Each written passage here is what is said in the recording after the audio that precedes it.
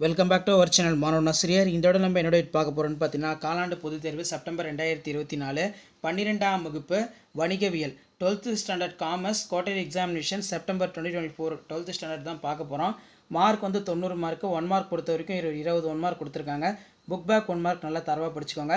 Plus இதில் இருக்கக்கூடிய 2 mark ஆகட்டும், 3 மார்க் ஆகட்டும், 5 மார்க் ஆகட்டும், 2 மார்க் கம்பல்சரி, 3 மார்க் கம்பல்சரி நல்லா படிச்சுக்கோங்க. மூலதன சந்தையின் பங்கேற்பாளர்கள் யார்? ஆட்சேர்ப்பு முறையில் வேட்டையாடுதல் என்றால் என்ன? சந்தையிடுதல் கலவையின் வரைவிலக்கணம் தருக. கலப்பிடத்திற்கு 2 எடுத்துக்காட்டு தருக. தகவல் பெறுவதற்கான உரிமை பற்றி சிறுகுறிப்பு வரைக. உடனடி சந்தை என்றால் என்ன?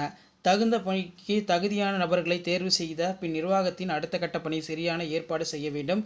துணைத்தரகர் என்றால் என்ன? நெக்ஸ்ட் வந்து பார்த்தீங்கன்னா 7 into 3 21 குறியிலக்கு மேலாண்மை இயல்புகளை எழுது. இரண்டாம் நிலை சந்தை குறிப்பு வரைக. கருகூல உண்டியல் வகைகளை விளக்கவும். மான் மற்றும் முடவாத்து விளக்குக. தனியிடை சந்தை பற்றி செயல்பாடுகளை விளக்குக. செயற்கை பற்றாக்குறை என்றால் என்ன? உடல்நலம் மற்றும் பாதுகாப்பதற்கான உரிமை பற்றி நீவர் அறிவது என்ன? துணிகர மூலதன நிதி மற்றும் ஏட்டுக்கடன், அதே மாதிரி நேர்காணல், ஒரு குறிப்பிட்ட துறையின் நேர்காணல்.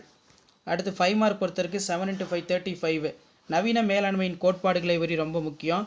பங்குகள் மற்றும் கடன் பத்திரங்களுக்கு இடையே உள்ள வேறுபாடுகள் ஏதேனும் 5. இது நல்லா படித்து வச்சுக்கோங்க. ஆட்சேர்ப்பில் சமீபத்தின் போக்குகள் என்றால் என்ன? பல்வேறு வகையான நிதி சந்தைகளை விவரிக்க ஏதேனும் 5. செபியின் பணிகளை விவரி. பயிற்சியின் பல்வேறு முறைகளை விவரி. மனிதவளத்தின் சிறப்பியல்புகளை விளக்குக. சந்தையிடை பரிணாம வளர்ச்சி பற்றி விவரி. நுகர்வோர் எவ்வாறு சுரண்டப்படுகிறார்கள்? புதிய நிதி நிறுவனங்கள் பற்றி பல்வேறு வகைகளை விளக்கவும். பல்வேறு வகையான சோதனைகளை சுருக்கமாக விளக்குக. பங்கு சந்தை மற்றும் பண்டக சந்தை ஆகியவற்றுக்கான வேறுபாடு. நுகர்வோரின் பொறுப்புகள் யாவை?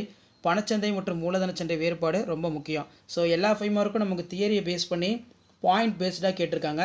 இந்த கண்டென்ட்டில் இருக்கக்கூடிய எல்லா கொஸ்டினுமே வந்து பார்த்தீங்கன்னா ஒரு 5 பாயிண்ட் படித்து வச்சுக்கோங்க. இதான் வந்து பார்த்தீங்கன்னா 12ஆம் வகுப்பு வணிகவியல் 12th standard commerce common quarterly examination September 2024க்கான original Tamil medium question paper. மறக்காத வீடியோ ஃப்ரெண்ட்ஸுக்கு ஷேர் பண்ணுங்கள். மாணவன் ஆசிரியர் யூடியூப் சேனல் சப்ஸ்கிரைப் பண்ணிக்கோங்க. தேங்க்யூ.